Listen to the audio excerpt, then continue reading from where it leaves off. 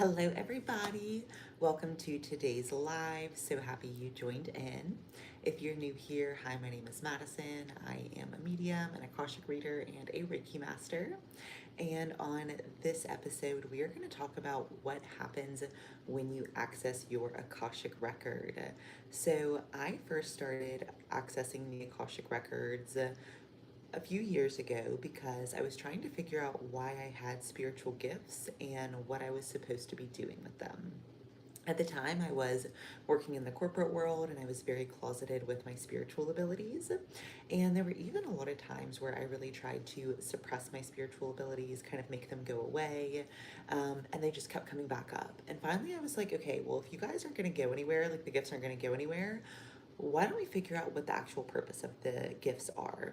So then I started to learn about the Akashic Records. And all I knew about the Akashic Records at the beginning was that it was essentially like an energetic database or a database that existed in like the fifth or sixth dimension that you can tap into through meditation and a pathway prayer. And whenever you do that, you can actually tap in and connect with your spirit guides. From there, whenever you're connecting with your spirit guides, you can tap into things like your soul purpose, your past lives, any emotional blockages keeping you stuck, and you can find out a lot of stuff also about what you're supposed to be doing in business. So you can actually go in and tap into your business's Akashic record as well if you're a light worker or really any type of worker who's wanting more information on what you're here to do or how you're supposed to create that. So, whenever it came to the Akashic Records, I learned that it's very much a process of when you access your records, you get downloads and you get help in the moment, but you also have things that start to come to fruition in your life where you're like, okay, this sign ties to what I was getting in the records. So, whenever I first started to tap into my abilities, I specifically was trying to tap into my mediumship ability. Why do I have this mediumship ability? What am I supposed to do with it? And I felt like the answer was to help people, and I was like, weird, okay. And then about a week later, I was at a spiritual retreat and I had this experience where I had this random roommate, and both of her parents came to me with a message for her. And it was the first time that I'd ever had something like that happen, right? I'd had lots of my past family members kind of come and connect with me. I had had lots of stuck spirits come and connect with me, but it was the first time that I was able to start acting as like a channel for this, other person. And so I had this experience the first night of the spiritual retreat, and I did nothing with this information, right? Every single day for the rest of the retreat, her parents kept kind of coming back to me, being like, have you told her yet? I was like, you guys know I haven't told her. And it kind of became this dialogue, right? So eventually, on the very last night of the retreat, I'm like, hey, I have something interesting to tell you. I am a medium and I had your parents come to me with a message and I wanted to just share that with you. And what I later found out is the message that I shared with her is actually something that she was very specifically looking for. She very much had been sort of seeking, asking for whatever to the universe in sort of terms of where she was asking for validation from her parents or questions about certain things going on in her life, whether or not her parents approved, all this sort of stuff, right? I had no idea that was going on, but essentially the answer to her questions came through in terms of this interaction with her parents coming to me. And I was like, that's crazy. Okay. And so then I started to have more experiences like this where just other spirit guides would come and connect with me and give me messages for people that were around me. And I was like, okay, interesting. So, how the records work is you get a little bit of guidance and knowledge in the records, but then also you start to see things start to change in your life where you realize that there is a connection between what you're being kind of guided with in the records and what's showing up in the 3D. So I was like, very interesting. So from there, I started learning Reiki and how to read Akashic Records for other people. And I had always had a very natural healing energy ability. And I always kind of knew from a young age that you could kind of send light and love through kind of your hands into other people to heal and just to raise their vibration. I didn't understand the concept of Reiki, but I always knew that was a very natural, very intuitive ability that I had. So from there, I started doing Akashic readings on other people, And then I started to have a lot of people that I was reading for that were light workers, and a lot of people who were like, hey, I'm pretty sure I can do the same thing that you can do. I just don't really know how. Can you teach me? And so then that evolved into me starting to teach and help other people access things like their own Akashic records, their own connection to spiritual gifts, their own connection to Reiki energy. And from there, I started to learn that everybody's Akashic records experience is very, very different. So for me, whenever I access the records, I am a very visual channeler.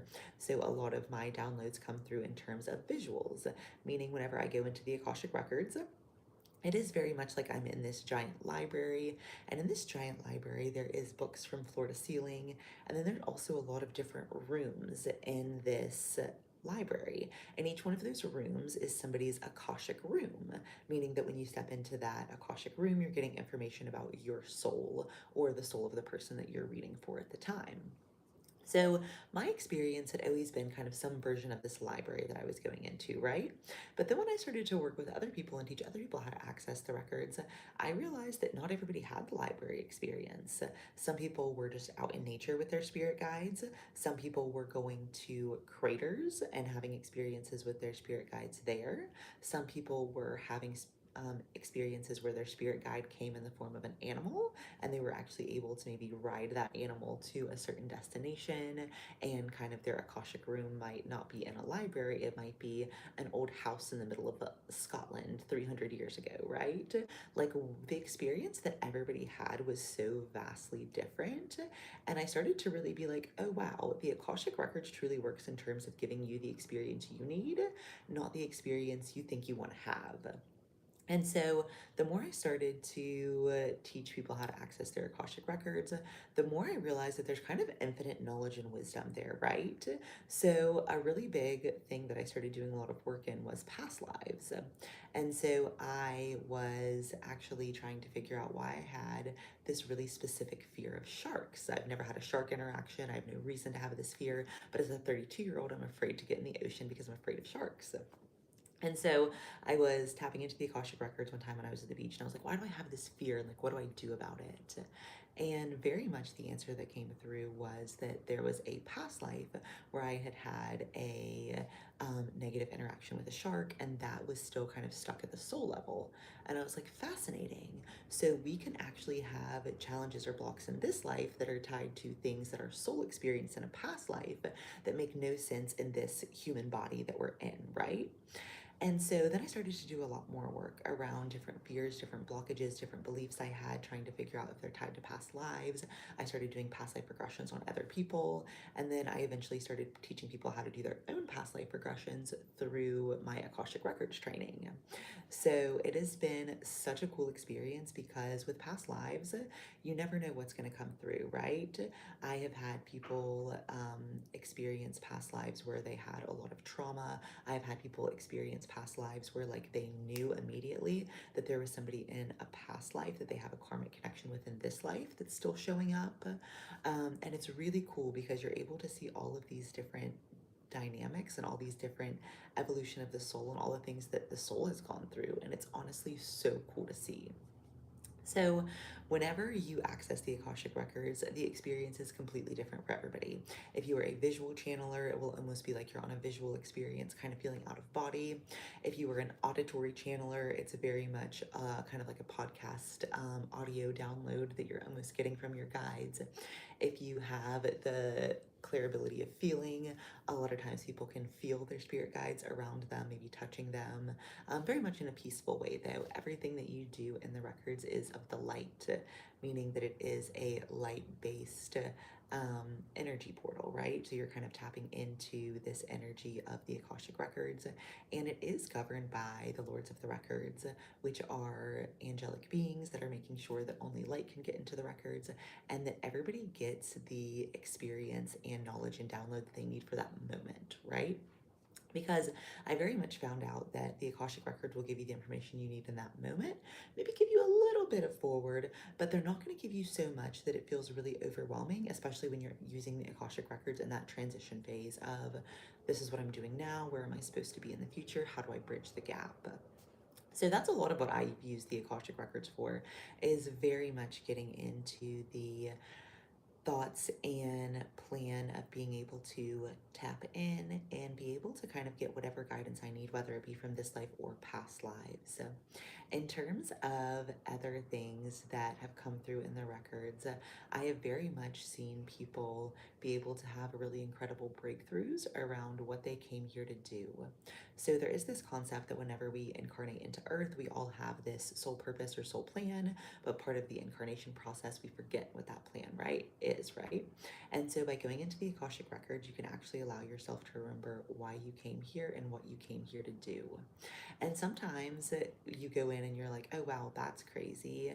Now, how am I going to get there? And it's almost like you have that help and that guidance to get yourself there as well.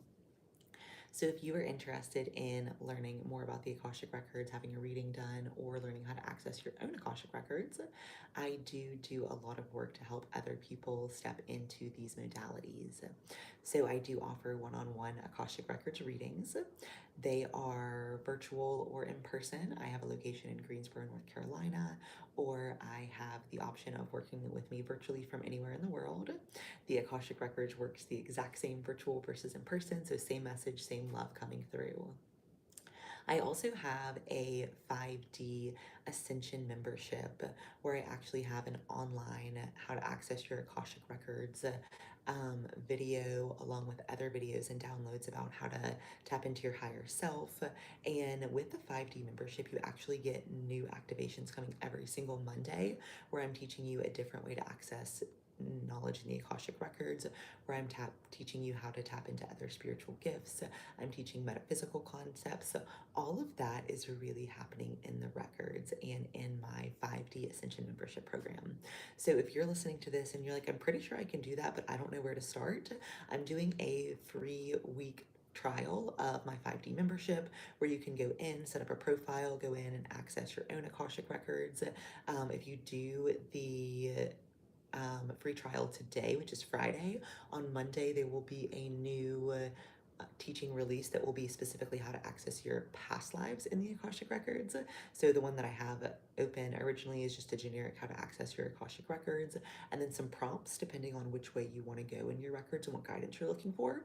But the one that's coming this coming Monday will be specifically around how to tap into your past lives. So if that's something that's interests you, you get a free week trial. You can start it today and be able to also get that new activation that's coming in on Monday. Other things about working with me is I do also offer Reiki classes, Reiki healing in person and distance, and I also teach people how to interact and work with their mediumship abilities. So if any of that interests you, I do have my website linked in the show notes and my bio. It is just www.aholisticawakening.com, and all of my socials are at A Holistic Awakening, so you can find more short form content on Instagram or TikTok. And I do lives over here on YouTube every Tuesday at 11:11 and every Friday at 11:11. So if you want to catch up with me real time, that is where you can do it. And of course, you can always work with me one-on-one through my website as well. The goal with the 5D membership is to give you the ability to continue to ascend from the 3D into the 5D, really step into those modalities, and really just do a lot to heal yourself and to heal the planet, to heal others, and overall raise the vibration. So if that interests you, would love to have you like and subscribe to the channel for future activations. But other than that, it was beautiful connecting with you all today. Thank you so much for joining the live, and I will see you back on Tuesday.